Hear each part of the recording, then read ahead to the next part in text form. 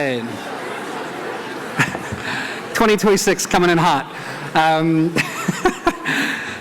Hey again, guys. Thanks so much. Cheer for our tech guys. Thanks, guys. We're on screen. This is a breakdown of what we're going to go through today.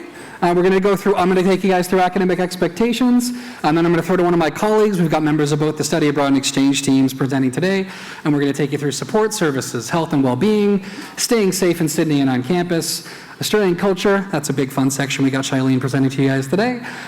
Beach safety, we're going to have our visitors from ARC, that's our Students Association, and then we have lunch and a barbecue for you guys afterwards. All right, UNSW, campus never sleeps, takes a bit of a nap in summer term, but as we lead into term one, you guys will see the campus be super vibrant. This sort of situates you and lets you see sort of where we are in Sydney. So I'm going to turn myself here for just a second. UNSW is right there in the middle. You can see we're really close to basically everything. You got Coogee Beach only 8 minutes away, Bondi maybe another 12 after that. Direct buses to Bondi Junction. We got a shuttle that takes you guys to Paddington several times a day for free if you have classes on that campus. Don't think anybody's going to be driving to Canberra. You've all come from the airport, presumably.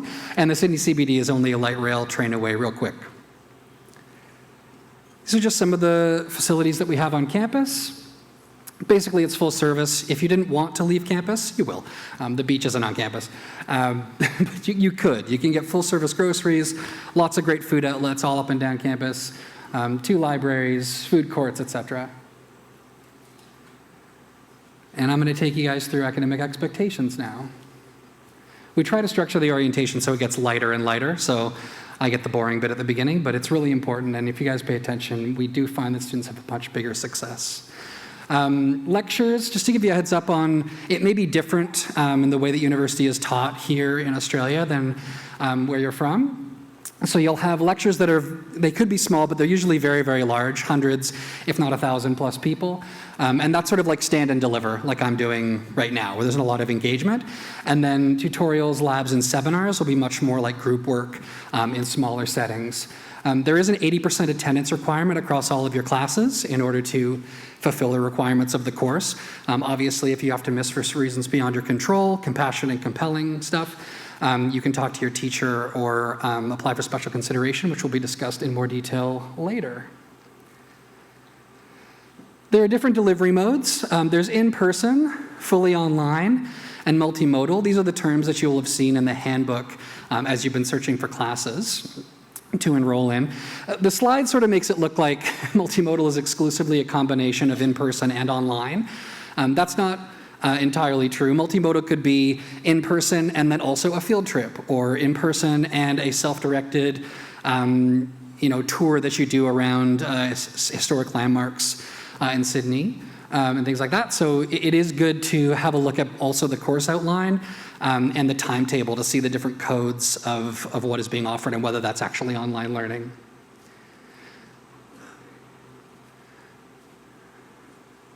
Sorry, before I go on from that, you can only take one fully online course for the duration of your study abroad with us.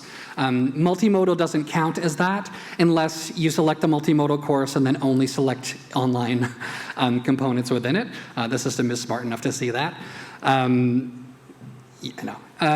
the other thing is your home universities or the partners through which you visit us on study abroad may have additional rules beyond just the rules of your visa, right? So the only take one course is a visa requirement, but if your home institution has a particular aversion or does not approve course credit for fully online courses or for even multimodal courses, you should make sure that you're checking with them to make sure that you don't have issues down the road in terms of credit recognition. Course enrollment, just some deadlines up there. The deadline for summer term changes is this coming Sunday. You see there at 11:59 p.m. If you're looking ahead, and please be looking ahead to your term 1 enrollment, the last day to receive new course approvals, so to see the word approved pop up in your Endeavor inbox, is 5 p.m. on Tuesday, the 10th of February. And then for February, the last day to make changes to your enrollment in term 1 is 22nd of February at 11:59. So it's always the Sunday at the end of the first week of classes. My UNSW you should be pretty familiar with from an enrollment standpoint at this stage, but it will be a big source of information for you and also a landing page to get access to a lot of university systems, these ones mostly. Moodle is the learning management system. It's where your teachers are going to communicate a lot with you in terms of what the expectations are week to week. You'll see the course outline posted there. That's the Australian word for syllabus. And all the assessments and expectations will be located there. Most lectures will be recorded. If it's an in-person lecture, you should still attend. But if you can't, it's a really great service. Echo has done a collaboration between students and the university from an accessibility standpoint. And it's not just filming the slides with audio. It will have sort of some of the interactions with the teacher and stuff as well. Make a good start, plan ahead, read through your course outline. You will probably hear me say that a few times in this section. The course outline is the gospel truth as it relates to your class. Everything in there is a promise that that's how and what the expectations will be for the course and how it's going to be delivered. All of your deadlines, assessment expectations, course content week to week. Pull that one off of Moodle and look at your entire term at once and see where those assessments are going to fall especially. Because we know that you guys are going to have lots of priorities in terms of finding really important social stuff to do. That's a huge part of this experience. But the academics are important too, and we need you to pay enough attention to succeed. And this will help you find those gaps in your assessment timeline and make sure that you can balance your fun and the academic expectations. I wouldn't buy any textbooks right away. I'd probably go to the first class or so, or first maybe 2 classes, and just get a vibe. Sometimes your teacher will tell you, oh, you don't necessarily need that. There's 50 copies of the library and 3 others on short hold, kind of vibes. So, and there are some also online, or used textbook communities online as well through Facebook, etc. Well, speaking of the library, there are 2 of them, the main library and the law library. The law library is literally next door to us. I think it's right there. You can do basically all of it online. Your student ID card is your library card. You can manage all of your loans, renewals, etc. through there. And you can even say, oh, I'd like to actually pick it up from lower campus because I don't want to climb the hill and it's 40 degrees. And within about a couple of hours, they will move a book from one library to the other for you if that's something that you need. Assessment, oh look, check your course outline, exclamation point right at the top. This slide I mostly like to speak to the grading regimes. Again, in your course outline, it will tell you what the assessment structure is for a course. And before you enroll, or at least please, please, please, before you can't make any more changes to your enrollment in a particular term, please read the assessment nomenclature and make sure that it is one that you can get credit for at your home institution. So standard is what you all expect. It's a numerical grade. There are letter grades attached to that, high distinction, distinction, credit, moving down. But there will be a numerical grade. If it says satisfactory, that means that it's graded on a satisfactory or unsatisfactory basis, and there's no numerical grade for it. So if your home institution will not give you credit for what many would understand to be a pass-fail course, then please don't stay enrolled in that course, because you will not get a numerical grade for it. There's something also that looks like pass-fail, but it's more complex, called competency, and that will have a grade of either competent, competent with merit, or not yet competent. It emerged out of the medical field where they do use pass and fail hurdles for lots of items, but they also want to make sure that they can recognize over and above achievement. It's not a large number of courses that use these grading regimes across the entire catalog, but there are a couple. The first year science courses, which we do find you guys sometimes enroll in physics or chemistry. Some of them, depending on whether it's a higher level or medium level of those first year courses, they do use the satisfactory grading regime sometimes. So make sure that you're cognizant of that and whether you'll be able to get credit recognition down the road. You must attempt all assessments. Do not absent fail. It's a requirement that you pass more than half of your assessments every term. Sorry, half or more is actually the standard.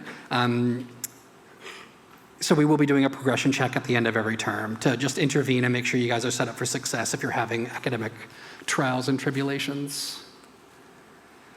All right, special consideration. These things happen. You might be sick. You might throw out your back, and so you can't hunch over a desk writing an exam. Don't come to university when you're sick and spread it around. But if you are unable to demonstrate your proper academic achievement on a particular assessment item, then you can seek special consideration with a medical certificate and any necessary documentation. There's a general rule at UNSW called fit to sit or fit to submit that creates a presumption that if you attempt an assessment, you made a personal assessment that you were well enough to do it. So if you are unwell, don't submit the assessment or don't attend the exam, and then afterwards, say, oh, I wasn't unwell, or I was too unwell. That is distinguished from you think you're fine and you attempt an exam and in the middle of it you get stomach flu, right? Obviously you can't predict that, but there is a general presumption of that, so be cautious. Technical issues in online assessments, if you're taking them, immediately email your course convener and take screenshots, basically just like you're dealing with a help desk. And we have a link there at the bottom of the slide. We will send out all the slides and make available a recording of this presentation following today so that you guys can chase up any of the links that you see me use around the way. All right, there were lots of questions about exams in the registration. So I've thrown some dates up there. The summer term exam period is the 7th to 9th of February. And the timetable is going to be released on the 27th of January. That will be the full and final exam timetable for summer term. The term 1 exam period runs from the 1st to the 14th of May, and you're going to get an email with a provisional timetable on the 1st of April. Don't take that as the gospel truth. There are sometimes adjustments to that afterwards, up and until the 7th of April. So if you're planning travel or departure or looking to book flights or just generally, parties, please wait until the 7th of April where you've seen your full and final exam timetable. They're not negotiable. Traveling is not a reasonable excuse to miss your exam. Every year we have a couple of students who don't pay attention to this part of the presentation and get in hot water. So please hear me when I'm talking about this slide now. Where am I going? There we go. Oh yeah, misconduct. I used to work in this team. UNSW is really good at detecting and enforcing academic misconduct. Staff world leading, you might say. We've had several academics make themselves very famous, detecting contract cheating and the like. I have not had to deal with the AI revolution in this space, thankfully, as an investigator. But just know that, none of you, we don't ever have problems with this, but I still got to say it's stupid, don't do it. AI is not always academic misconduct. Please talk to your course convener and find out what the appropriate and inappropriate ways to use that new technology is. But everybody knows that you can't cheat in an exam. Everybody knows that you shouldn't pay someone to write your work. Everybody knows that you shouldn't falsify a doctor's certificate. And these things are all really, they're like hit and runs. They hit them hard, they clear them fast, to quote Michael Clayton. And yeah, just don't get yourselves caught up.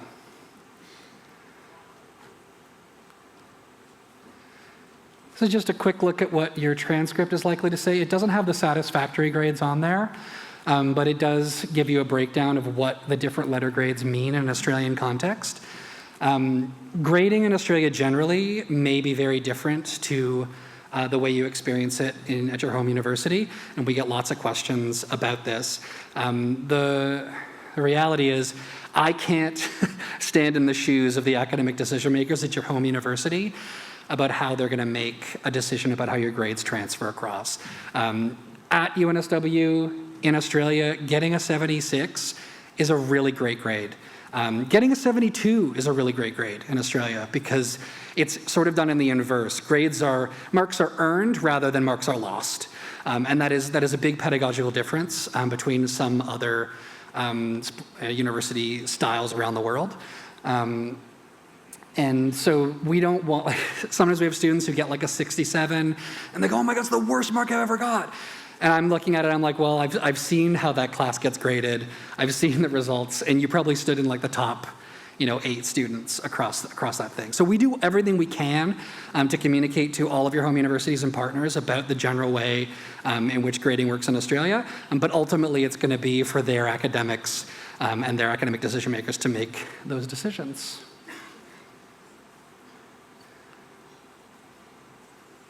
I've already talked about this. You got to pass half or more of your subjects. At the end, I get to introduce Matt now. Matt is a wonderful member of my study abroad team, joining the podium, and he's going to take you through UNSW support services. Thank you so much.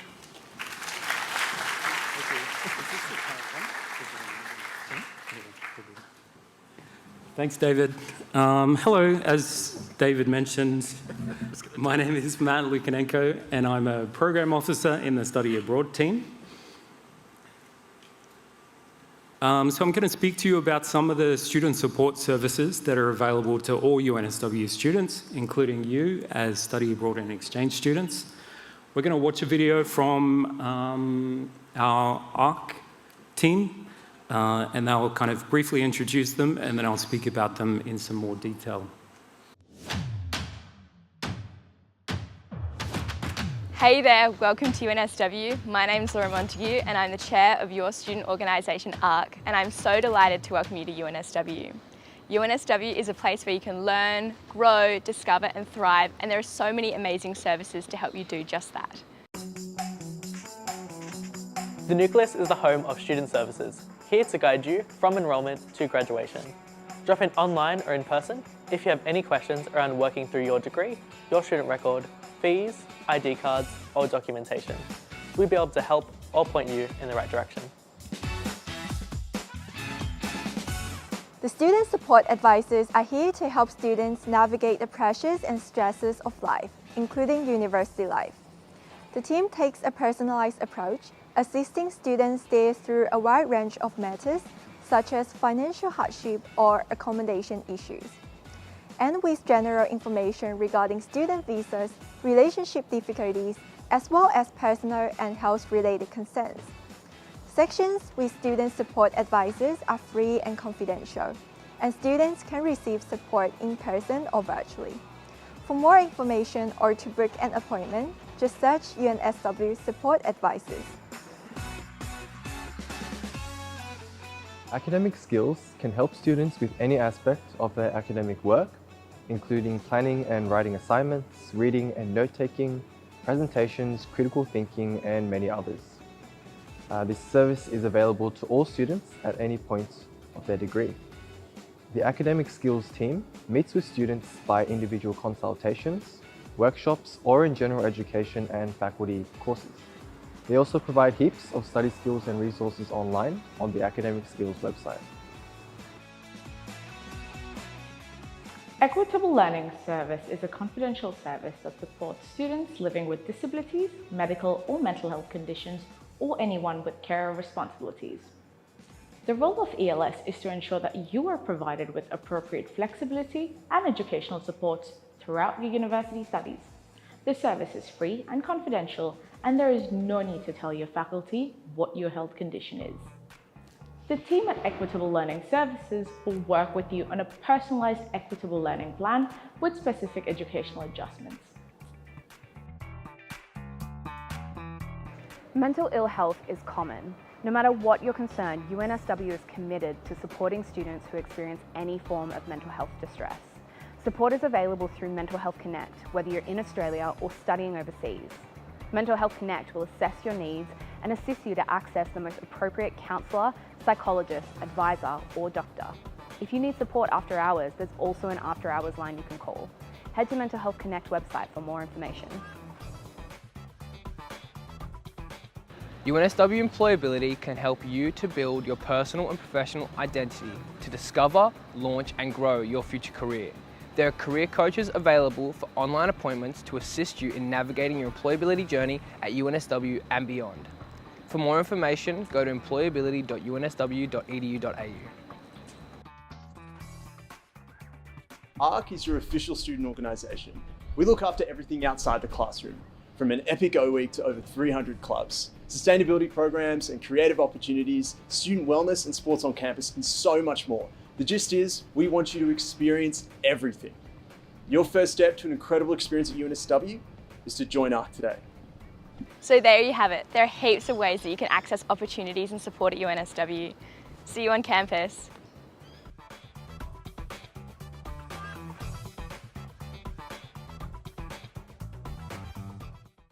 Thank you. Okay, so as David mentioned before, you'll get a copy of these slides. You can watch the video in your own time. It's useful because it's a current UNSW student kind of walking you through the campus and introducing you to all the different parts of UNSW. But one of the main ones, which you may have already visited, is the nucleus. And this is kind of your first stop for any student administration issues or questions that you have. So you'll all go there at some point to collect your student ID card. It's located in upper campus. We're in lower campus at the moment, so if you were to walk up in that direction, it's in the same building as the library. You can make an appointment online if you want to speak to someone, or you can just rock up and they'll direct you to the relevant person that you need to speak with. But yeah, just think of them as the first place you go if you have any student administration issues.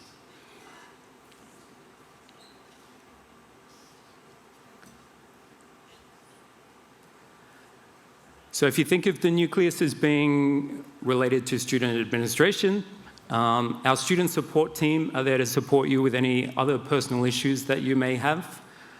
So on the previous screen, you saw photos of the different student support advisors. Again, they're in upper campus, so they're not too far from the nucleus or the library. It's good to put a face to a name. Similarly, you make an appointment online, and you can either meet with them in person or online via Zoom for a 45-minute session. And they can help you with a range of issues. So any academic difficulties, financial hardship, any personal matters. If they're not the people that can help you directly, then they can refer you to other parts of the university. So please take advantage of this support service if you need it. And then next, UNSW academic skills. So as David mentioned, you're all new to Australia. We're as excited to have you here as hopefully you're here to be here. But you'll find that the education system might be different to what you're used to back at home. And if that's the case and you need a bit of extra academic support, then we have UNSW academic skills. They run a whole bunch of workshops that you can take part in. Some of them are general about study skills and tips, time management, that type of thing. And some of them are more specific, related to specific courses that you might be studying. So keep that in mind if you're wanting a bit of extra support during the start of term. And then equitable learning services. So it might be that at your home university, you have some provisions in place to have some extra time to sit an exam, other types of provisions. We have similar services here at UNSW. But please don't assume that UNSW knows what you have in place at your home university. So if you need a bit of extra support, then please get in touch with them and they can help organise that for you. If you don't have provisions at your home university, but you feel like you'd benefit from them here at UNSW, then you're welcome to contact them as well, and they can help you with any type of classwork support, assessments. Technology is a big one, technology issues. Okay, you're all here. Hopefully you have a place to sleep tonight. So if you're in temporary accommodation, you might be in an Airbnb or a hostel, and you're looking for more permanent accommodation for the time that you're with us, then we have an off-campus accommodation support service that can assist you with that. So you can check them out through the QR code, just Google them online. It's helpful if you're also in private accommodation, you've set up a lease or you're in share accommodation, and you want someone to look over the kind of legal documents, then they can also help with that, because obviously it will be different to what you're used to at home. So if you need help finding accommodation, or if you have any issues with the accommodation that you're at, either on campus or off campus, then please have a chat with them. So those are some of the support services available, but there's a whole bunch of others that you can see on the screen. So I guess just encouraging you to seek support when you need it. Don't leave it too long. As soon as you kind of identify an issue or feel like you need some extra support, come back to these slides and find the relevant team that can help you. Okay, so I'll hand over to Emily now, who's going to speak a bit more about health and wellbeing at UNSW.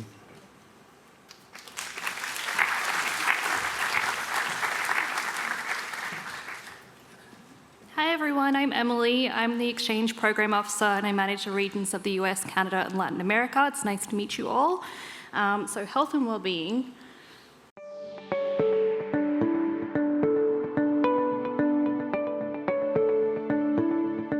The UNSW Health Service is a comprehensive health service that's available to all students and staff at the university. Healthcare systems around the world vary greatly from country to country, so here's a brief overview of how the Australian health system works. If you're feeling unwell or have a minor injury, your first point of contact is a general practitioner, or a GP, who works at a health service or doctor's surgery. Australian GPs have extensive training and experience in treating many different types of illnesses and injuries, which may be treated by specialists or emergency wards in other countries. If the GP can't provide the treatment you need, they'll refer you on to a specialist. Specialist appointments can only be made with a referral letter written by a GP. It's important to remember though, if you're experiencing a life-threatening medical emergency, you should call 000 or go to the nearest hospital emergency department. At the UNSW Health Service, we have a team of highly experienced GPs who can provide a range of medical services. We can treat everything from general health issues and sports injuries to heart problems. We can also conduct men's and women's health checks and provide vaccinations for health and travel. Making an appointment with us is easy. You can book a time via our online booking system through the UNSW Health Service website or through the Appoint You At app, which you can download on your phone. You can also come in and speak to our staff in person. All appointments with us are completely confidential, and the health service does not link or share your personal records with the university. For domestic students who hold a Medicare card or international students with a Medibank OSHC card or AHM card, there is no cost to see a GP. A small fee may be charged for some vaccinations and dressings if needed. If you are an international student with other health insurance funds, you may need to pay upfront and be reimbursed later by your health insurer. On the day of your appointment, you can find us on the ground floor of the Quadrangle at the Kensington campus. Please check in with reception and present your UNSW ID card and a Medicare or health insurance card. As an international student, the GP-centered model of care here in Australia might be something that we're not used to back in our home countries. But what I really like about the UNSW Health Service here is that the doctors are really actively involved in our personal health and well-being, and even going the extra mile to call us after hours to check in on how we're doing. It's great to be able to see the doctor instead of going straight to the hospital. And I was so relieved that I found out everything is covered by overseas student healthcare insurance. The UNSW Health Service prides itself on patient confidentiality, and that means that students like ourselves can feel comfortable speaking freely with the doctors and staff there on any physical or mental health issues that we might have. The health service is really convenient because it's located on campus, and I can see the doctor straight away without needing a referral. They really just want to help you out and make sure that you're well looked after. So remember, if you have any concerns about your health or well-being, come in and see our friendly staff.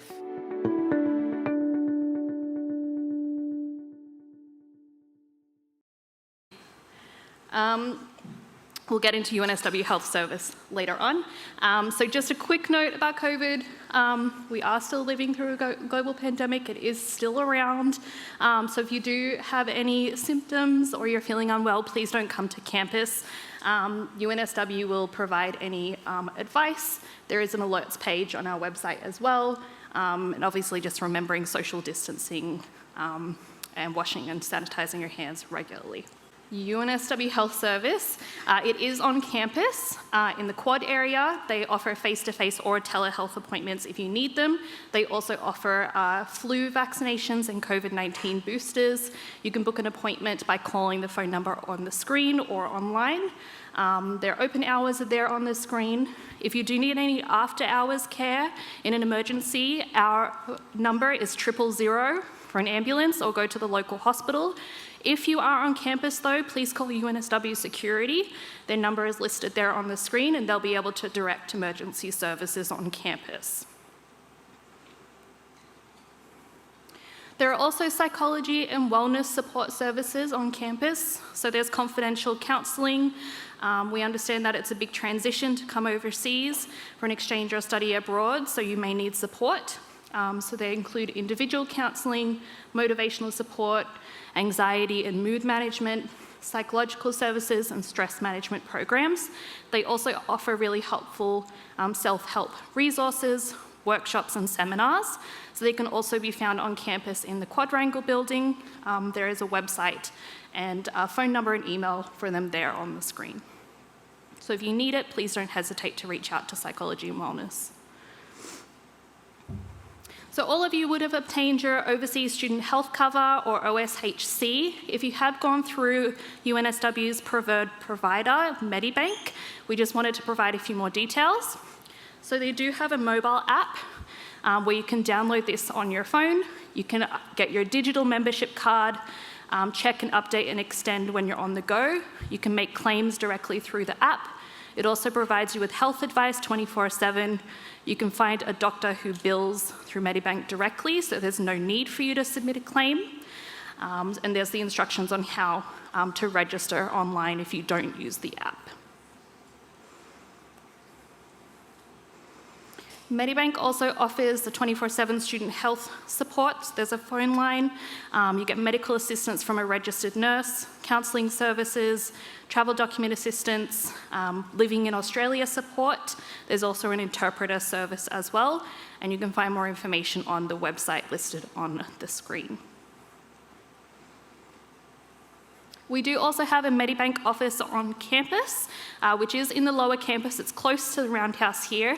They're open Monday to Friday, so if you do need to visit Medibank to speak to someone, you can do that on campus. And now I'm passing over to Shane. Yeah, you're here. Okay.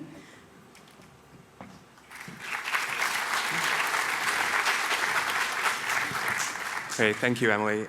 My name is Shane. I'm the manager of the exchange program here, and very happy to welcome you all here to UNSW and to Sydney. We're very excited. We hope you stay cool today.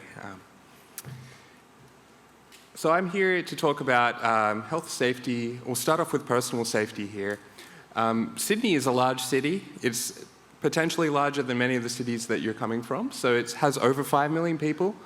And, you know, from all walks of life all over the world. So make sure you just to stay safe around, obey all the warning signs, don't leave your bags unattended, don't walk alone at night, travel in numbers when leaving locations.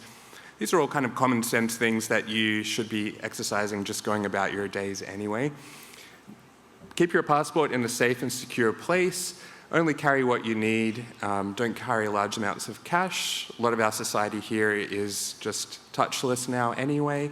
And if you're confronted with a dangerous situation, just comply with the demands.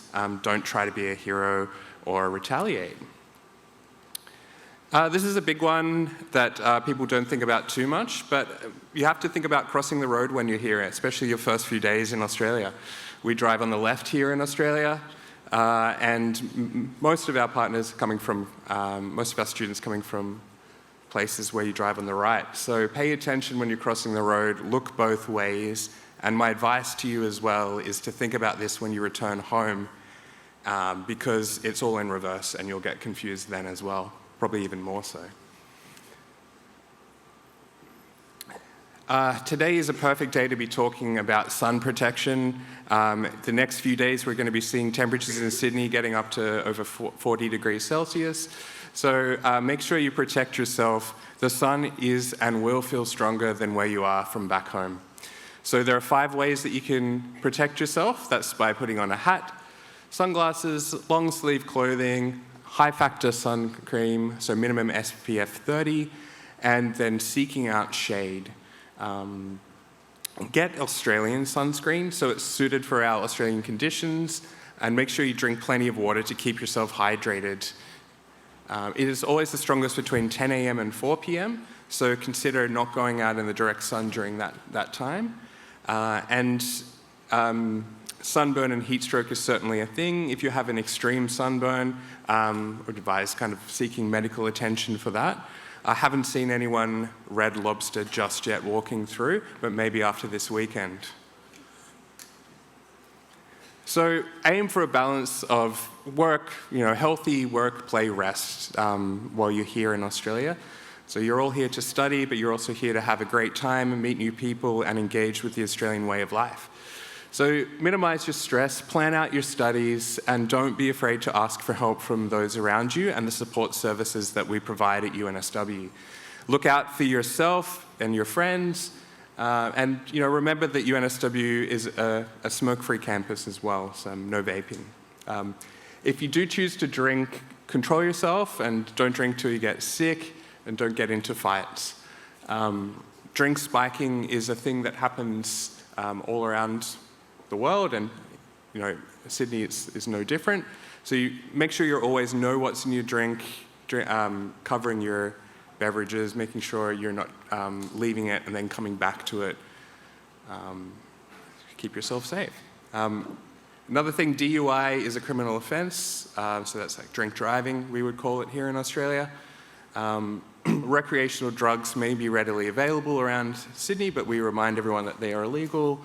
And any convictions for any illegal activity may be considered by the Australian government when determining your visa prospects in the future. Okay, and so this one just talking about safe sex and consent. So all genders are equally responsible for risk prevention.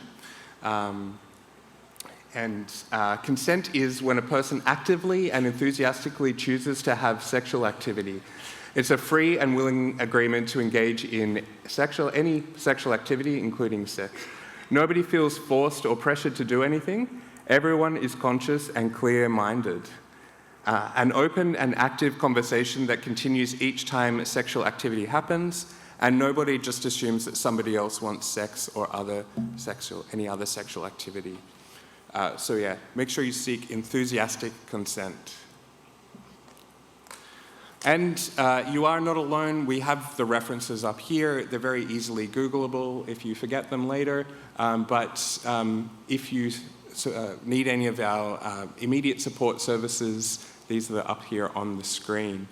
I'd also like to just highlight the UNSW Gendered Violence Reporting Portal as well, and you can report anything anonymously through that on the right side there. As you walk around campus, you'll notice there are lots of help points, security help points and things. So just take notice of these as you walk around. It links directly up to the radio service of the security team.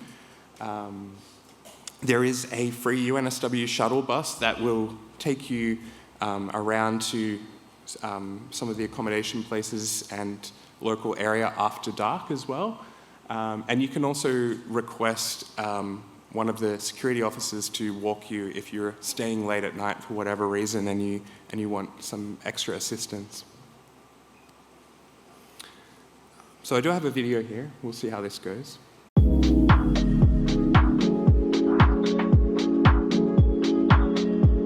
Hi, I'm Tara Murphy, Director of Security here at UNSW.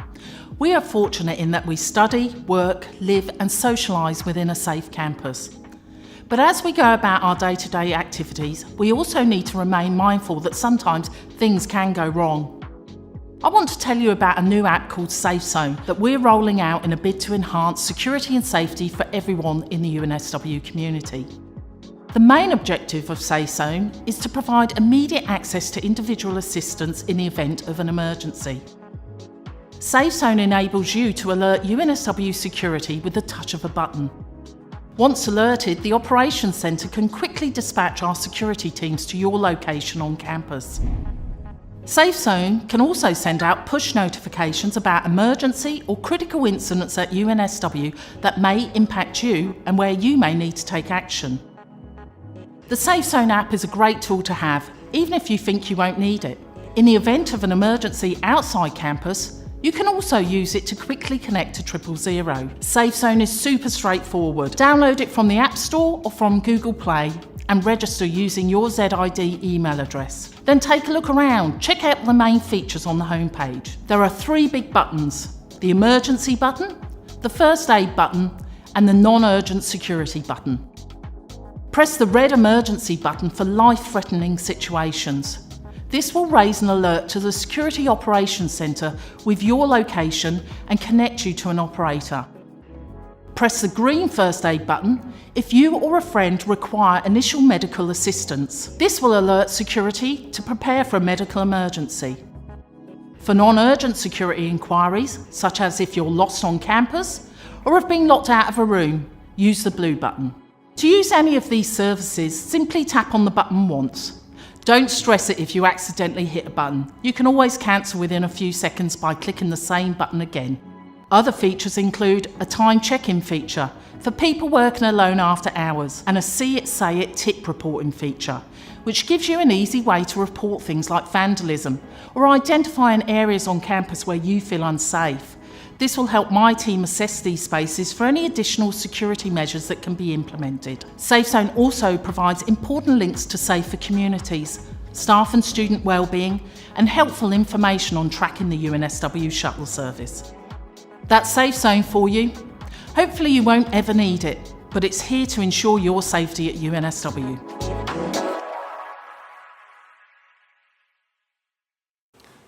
Okay, yeah, I highly encourage everyone to download the app there, and again, as mentioned, hopefully you never need to use it. These are the numbers here for security on campus. So you've got the general inquiries and the emergencies number. Underneath as well, we have police, fire, ambulance. This is 000 in Australia. Very likely to be different than where you're from. If you're on campus and you have an emergency, we recommend you call UNSW Security as they can coordinate the emergency services. We have quite a complex campus. But otherwise, in the general community, 000 is the number that you will need to remember if you ever need to call it.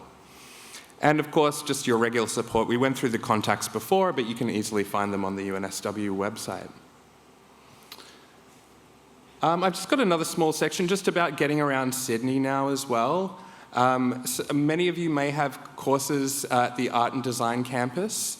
So this is separate to the other shuttle bus I mentioned before. This is one that runs all day between the Paddington and Kensington campuses. It's in Gate 8, which is just off High Street, and it drops you out the front of the Art and Design campus.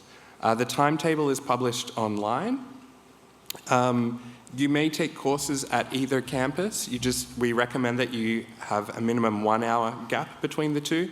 It is only 10-20 minutes on the bus, but it's not enough time for you to get from one class to the next one here on campus. We also currently have the new Sydney City CBD campus. Very limited number of students may have a course there. It's only some laws courses currently.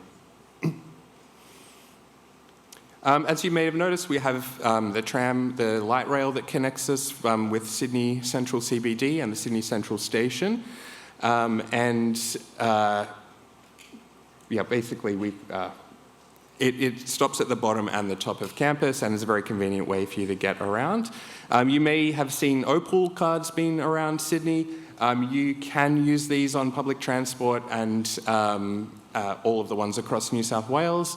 Unfortunately, study abroad and exchange students are not eligible for a transport concession card, and so they must have to pay the adult fare. That said, you can also just use your regular Visa, MasterCard, Amex to just tap as you get on and off.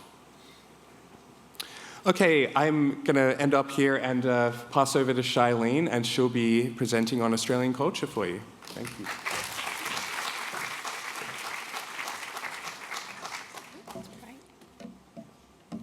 Hi Hi everyone, my name is Shailene and I'm the Project Officer for the Learning Abroad team. Today I'll be giving you a quick introduction about Australian culture and what to expect whilst you're studying here. Moving to Australia is exciting, but it can also feel overwhelming. My goal is here to help you feel prepared, reassured, and excited to begin your studies. Alrighty, so as I mentioned, traveling to a new country can be stressful, even if you've planned and prepared for it. And some students feel surprised when they experience something like culture shock. It might be because you're surrounded by a new language that you hear every day. People might speak quickly, and Australians do use slang quite often. This is quite normal, and the more you surround yourself and become familiar with it, it becomes normal. Some things like social behaviors will feel different. Some interactions with friends, classmates, and teachers might be more informal than you're used to. You might notice differences in beliefs, values, and ways of thinking.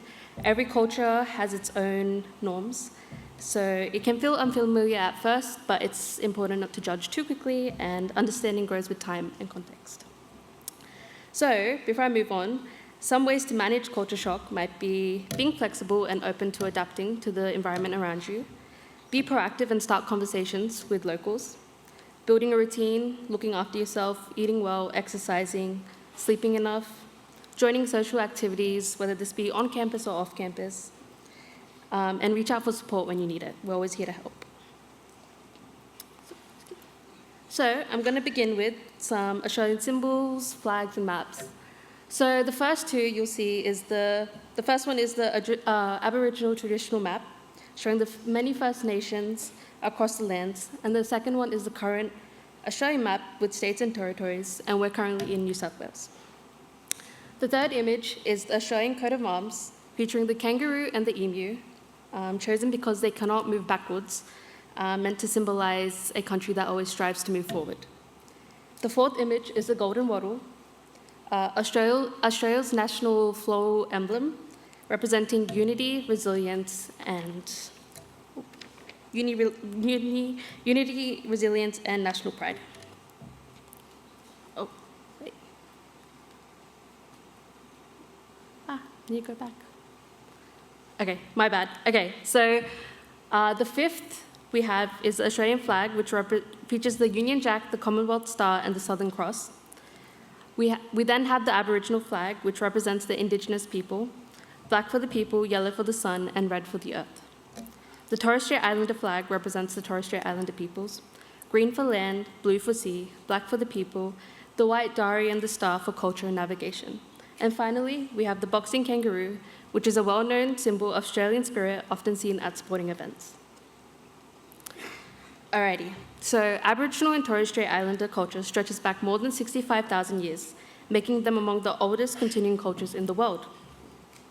In Aboriginal English, country is a key concept. It includes land, water, skies, seasons, plants, and animals, and all living things.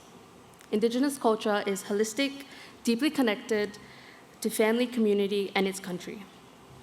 First Nations people are quite diverse with many languages and cultures, but one shared relationship they all have is with their country, which has continued for thousands of generations. So I encourage you all to immerse yourself in First Nations history when given the chance. Alrighty, just a few dot points on Australian culture and lifestyle. As you might have known, Australia is one of the most multicultural countries in the world, and that diversity shapes our everyday life. We communicate in a casual, friendly lifestyle, communication style, and it's quite relaxed and informal. We have a very dry, sarcastic sense of humor, but it's never meant to offend anyone. People love being outdoors. Weekends often mean going to the parks, going on a hike, barbecue with family and friends, and just trying to soak in the sunshine. As you might know, beach culture is also quite huge. Surfing, swimming, and going on coastal walks is part of normal life. These are just a few dot points on Australian culture, but the more time you spend here, the more personal experiences you'll experience. We also have Australian sports. So Australian sports is a major part of Australian culture and community life. We have stuff like AFL, NRL, cricket, soccer, or football. We have tennis, tennis, netball, and surfing. So if you ever get the chance to experience an Australian sporting event, I do recommend going to one. It might be totally different to what you're used to back at home. We also have some unique Australian delicacies. So the top, you can see the Bunnings snag. This is essentially just bread and a sausage in between. So Bunnings is our local hardware store that we're all used to. It's quite special to us, so don't diss it until you try it. We also have Tim Tams, which is basically just a chocolatey biscuit, quite famous. So if you ever get the chance to go to a grocery store, then please try them. We also have Lamingtons, which is essentially just sponge cake covered in chocolate sauce and coated in coconut. We also have fairy bread, which is as magical as it sounds. It's essentially just white bread. I googled this. You guys don't call it hundreds and thousands, but sprinkles with butter. So try that one. And lastly, we have Vegemite. You might have heard of Vegemite. It's essentially just a salty, strong spread. You'll find it in any Australian's household. But if you do try it, ensure that your butter and Vegemite ratio is very different. So more butter, less Vegemite.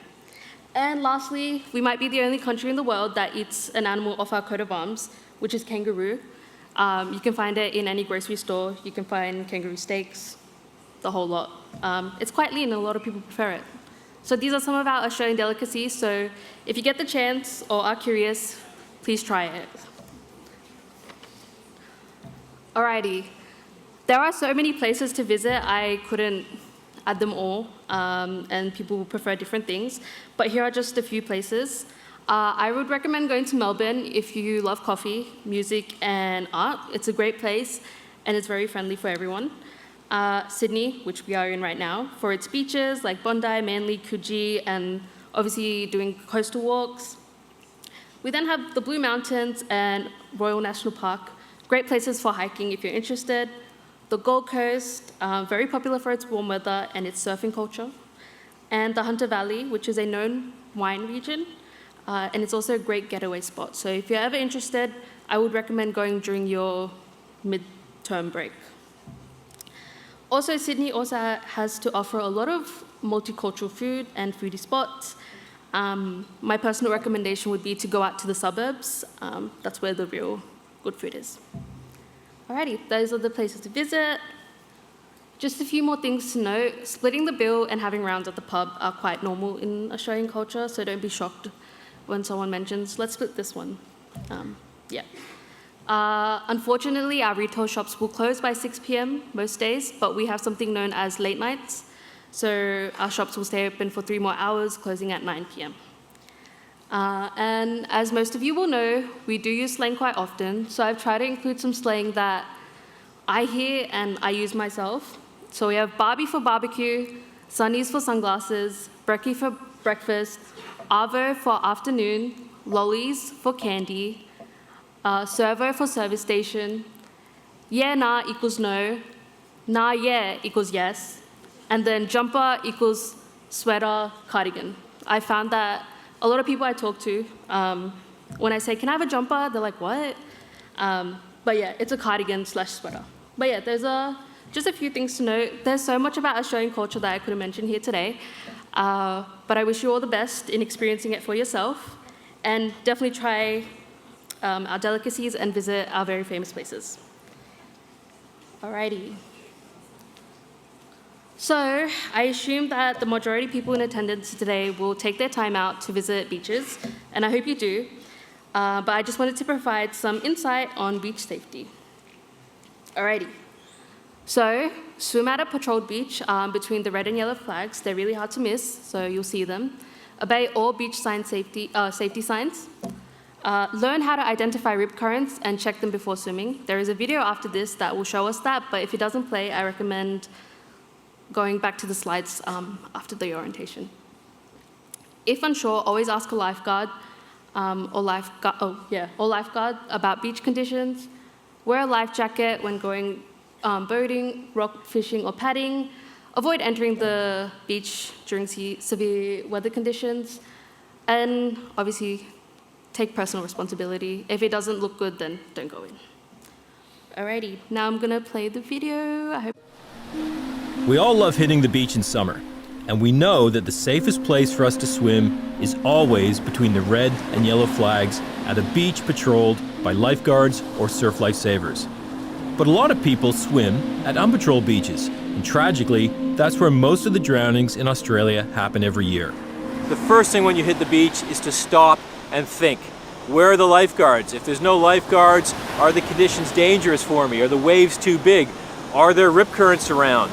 Because you do not want to go swimming if the conditions are outside of your comfort zone and if there's any rips. What I'm looking for is whitewater. Whitewater means the waves are breaking, it's shallower, it's much safer. I'm also looking for these dark green gaps between the whitewater because chances are those are rip currents and that's not where I want to swim. White is nice, green is mean.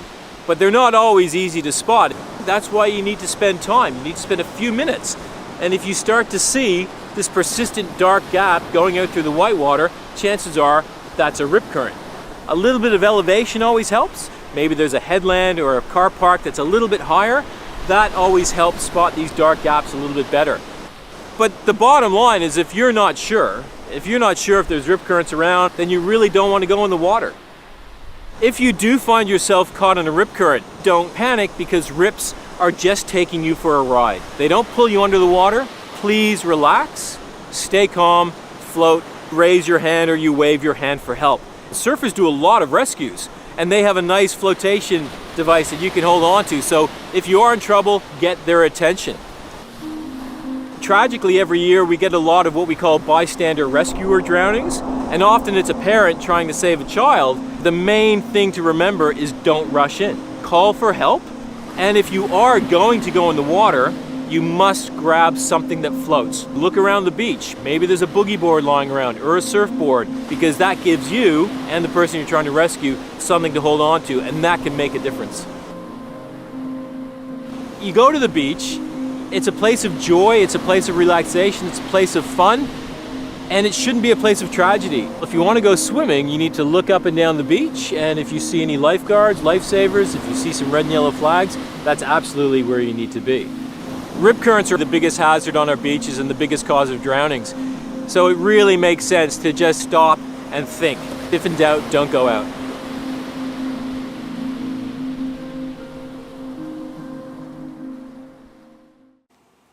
Alrighty, now I'm gonna invite Phoebe up on stage, who'll be joining us to tell us all the amazing things about ARC.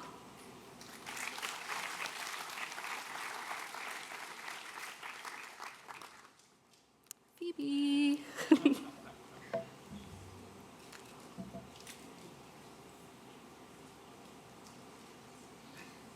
Yep, okay.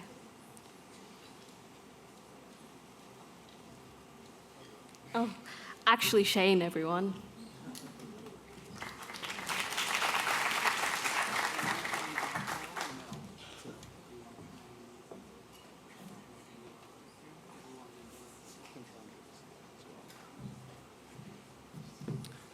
My name is Shane, of course, not Phoebe, but thank you. I'll step in here. I've seen this presentation quite a lot of times. I'm very excited about ARC as well at UNSW. So ARC is basically the student society that is here at UNSW. It is one of the largest in Australia, so you're at the university which has over 300 clubs and societies. We'll run through the slides there and have a look and see what we can do. Hey, howdy. So, ARC is your student organisation. You will see as we go into term, currently it's a little bit quiet because it's summer term here in Australia at UNSW, but leading into term 1 is when you're really going to start to see ARC all around campus. So look for their green branding. They kind of hang out a lot in the middle of campus as well as down here at the Roundhouse. We'll go through, it's all about making the most of your uni life here while you're in Sydney. It's probably the best way that I would recommend if you are looking to connect with Australian students, so the locals and other international students from around the world who make UNSW their home for 4 years. So right now, I'm just going to stop and pause And it's the perfect time to turn to the person on your left and your right and around and just have a quick hello. Make sure you're saying hello to people you haven't said hello to just yet. All right, hi everyone. Hi, thank you. So before we dive back into things, I'm sure you guys have been given the fantastic orientation about ARC, but because I work for ARC, I'll just give you a bit of a spiel about who I am and why I'm here, and then we'll just dive back into things. So, my name is Phoebe, I work for ARC, and because I work for ARC, that means I work for you, because ARC is your student organisation. I am the organisation's orientation coordinator, so I give all these presentations to all the students that come through. You guys, international students, exchange students, domestic students. I also plan things like O Week and deliver the fantastic things that help onboard you to the wonderful student life that is UNSW. So, how have you guys gone with hearing about ARC before? Does everyone, can I get a raise of hands if you feel confident that you know what ARC is and what we do? No one. Not even one. No, that person over there. Fantastic. We got one. You're my favorite so far. Keep it up. So ARC, what we do is your student life organisation. So essentially what that means is we're the non-for-profit that does everything for you, from cost of living services to financial aid to legal help. Essentially anything outside of the classroom we will take care of. We also want to help make your uni life the best possible, and that's why our tagline is make the most of uni life. Because we want you guys to have a fantastic time here at UNSW and truly make the most of your exchange. Because really, exchange is a once-in-a-lifetime opportunity. You're here to make the memories of a lifetime, to make the friends that you always thought you wanted, to make the memories that you'll carry with you for the rest of your life. And here at ARC, we want to help you do just that.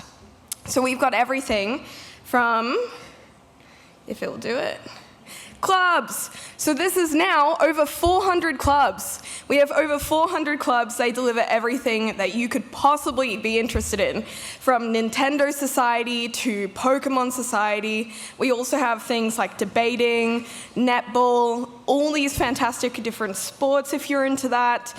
But if you're, say, into armadillos and there is not an armadillo society, that's where you guys come in, because you can start your very own club. And what a takeaway that would be to have an exchange, knowing that you started your very own club here in Sydney and have left a legacy, something to be memorable for other people to come. We also have plenty of epic events. Now, I'm sure you guys are here to party, to have fun, get drunk, make new friends. If you're under the legal age in America, you're not here, so welcome. So we have fantastic parties here at the Roundhouse, the event, the venue that you guys are in right now, where we throw things like O Week parties. We also do things like karaoke nights and even speed dating. So if you're here to meet the special someone, we can help you do that too. Okay, I think that got some people very excited.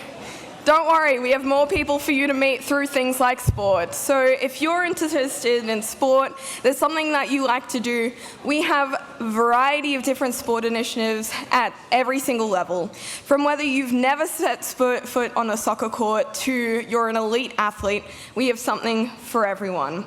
So if you're interested in sport, I highly recommend you get involved. It's never too late to start. But we also give back, gain skills, and make friends with volunteering. Now, you might be thinking volunteering, lame, why would I ever do that? Wrong. So volunteering is one of the most fulfilling and rewarding experiences that you can have during your uni life. And I highly recommend, even if you're thinking, I might not have enough time, it is the most rewarding experience. You can do everything from fixing bikes to planting herbs in our community garden to getting involved with the Wellness Warriors and everything and so much more. It is something that is truly up to you. So whether you want to give an hour of your time every term or 20 hours of your time every week, it is truly you give what you can.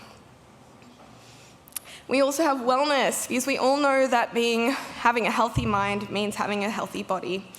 So with our wellness initiatives, we have everything from free breakfasts every single morning of term, which are healthy, nutritious opportunities for you to get a good start to your day. We also do things like Stress Less Week, where we bring alpacas onto campus, as well as puppies. So you can pat a puppy, pack an alpaca, make new friends, and really making sure that you're filling your cup so that you can keep going, feeling as refreshed as you can be. But we also have advocacy. So whether it's academic advocacy, legal support, food hub, and we now have a new financial counselor.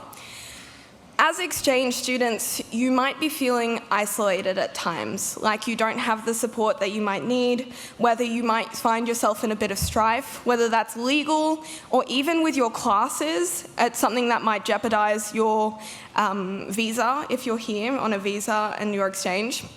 Here's where we come in. So whether it's legal advice, any financial support, or even if it's something where the cost of living just gets a bit too much, ARC is here to help. And it's never too late to reach out. We have something for everyone. But unfortunately, I don't have time to tell you about all the other amazing things that we have. But that's where you visit our website, you get connected with our Instagram, and you find out heaps more. So if I can just get you to pick out your phones and follow us on our social media accounts, this is where you'll get access to everything that ARC does. I highly recommend you follow along. If not for information, then for our fantastic, funny, trendy reels that we always do, I highly recommend.